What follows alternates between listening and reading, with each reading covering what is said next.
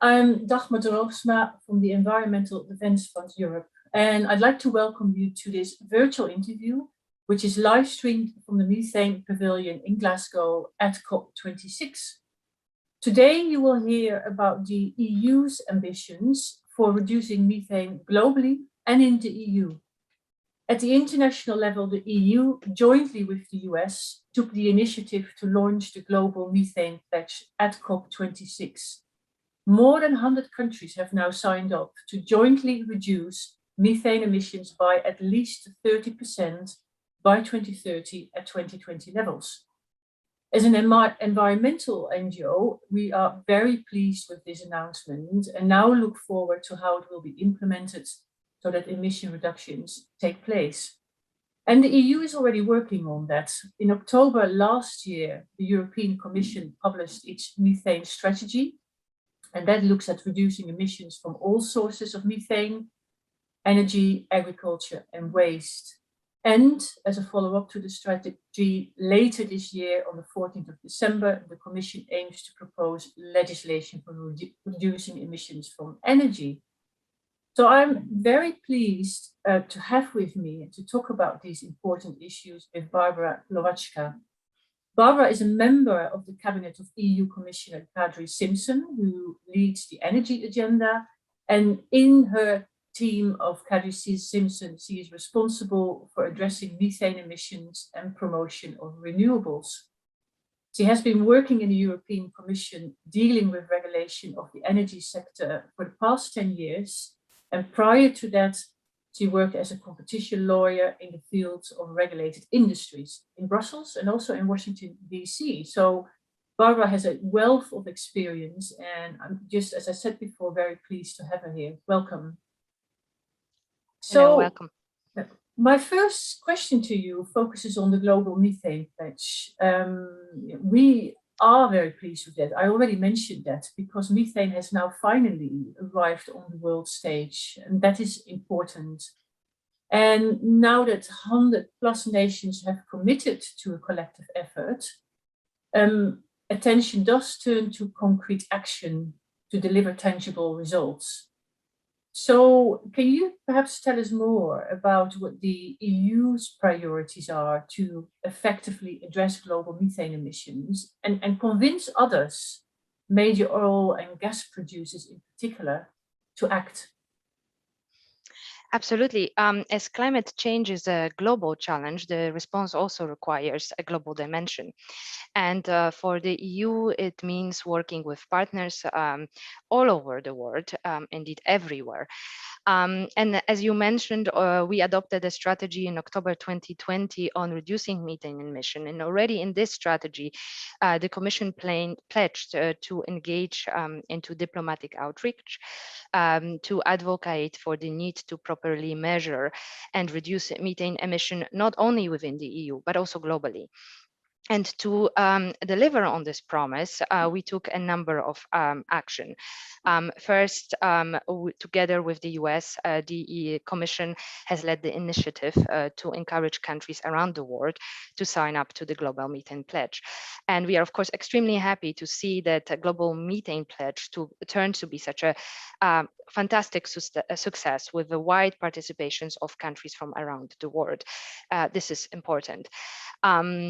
In addition, the Commission is leading the efforts to ensure the independent verification of methane emission data. Therefore, the EU has financed and is the founding member of the International Methane Emission Observatory, established under the UN Environmental Programme. The email aims to give more transparency, high quality data and measurements, which are absolutely needed to accelerate methane emissions reductions globally. It will help us spot the super emitters. That's why we put a lot of effort to make email a success. And we have invited all our international partners to join email, and we are extremely happy that US has joined this initiative as well.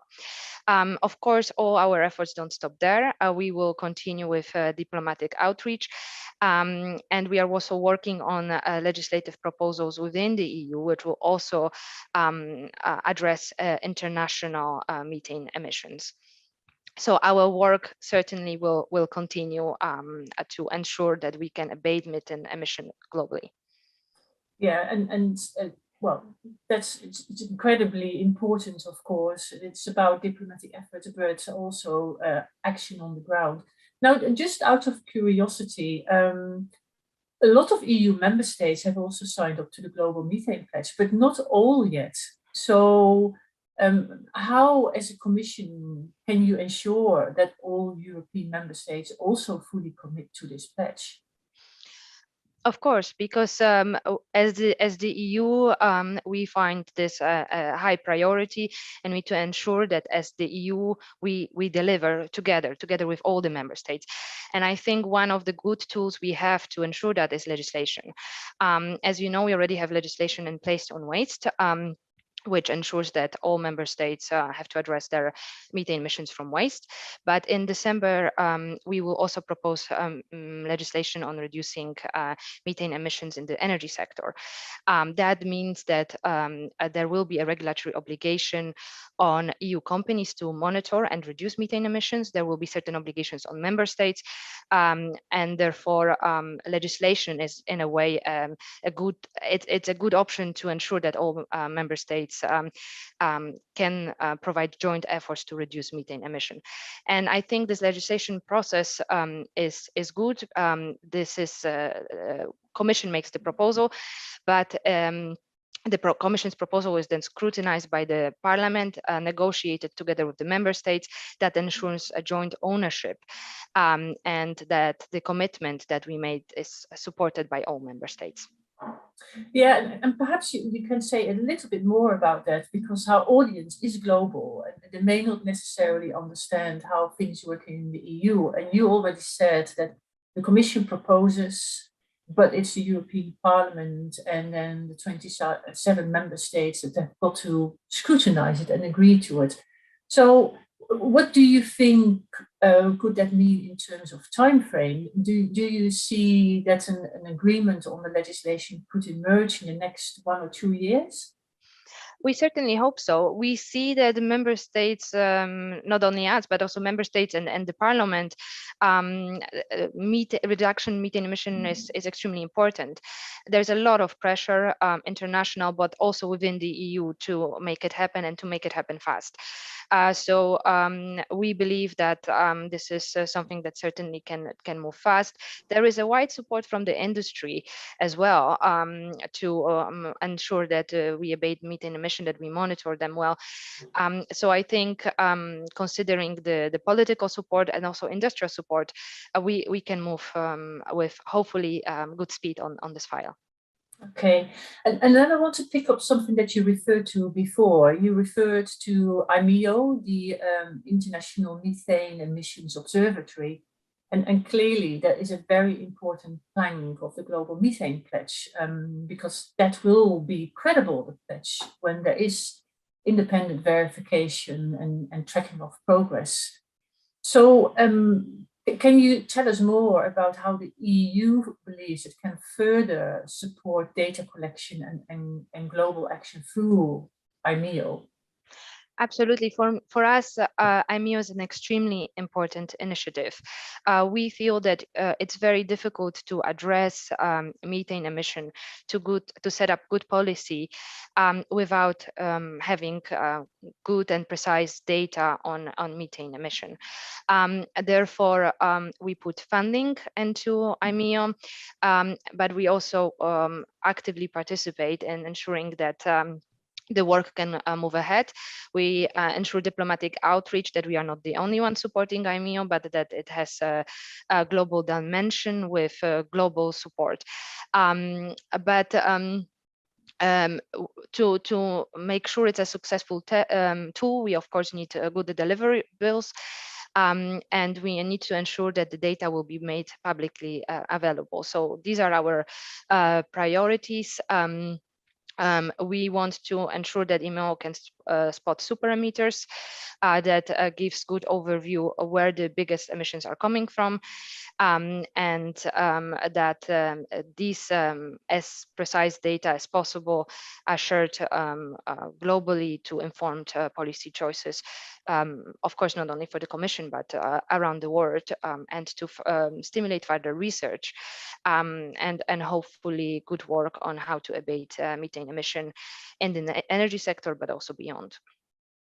Yeah, thank you for that. And I realize we switched from global to EU, but I'd like to go back to EU because you talked about the legislative package that the EU will, the Commission will put forward in December. Can you say more about the key policy tools in that package? Because, I guess it's very relevant also for the international agenda, and who knows, it may serve as an example to others. Well, we very much hope so. As you know, the EU has been taking steps to reduce methane emission for almost 3 decades.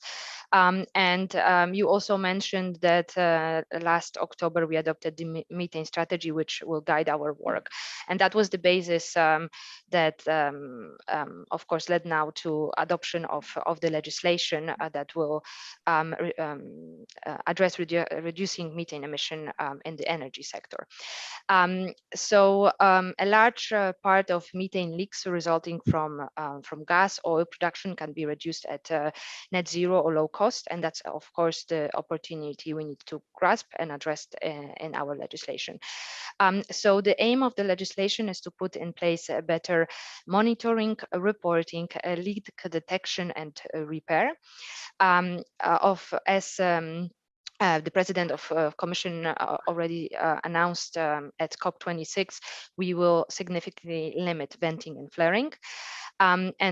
Internationally, we'll be promoting cooperation to also ensure that those leaks and can be addressed internationally. Here, global outreach will play a significant role.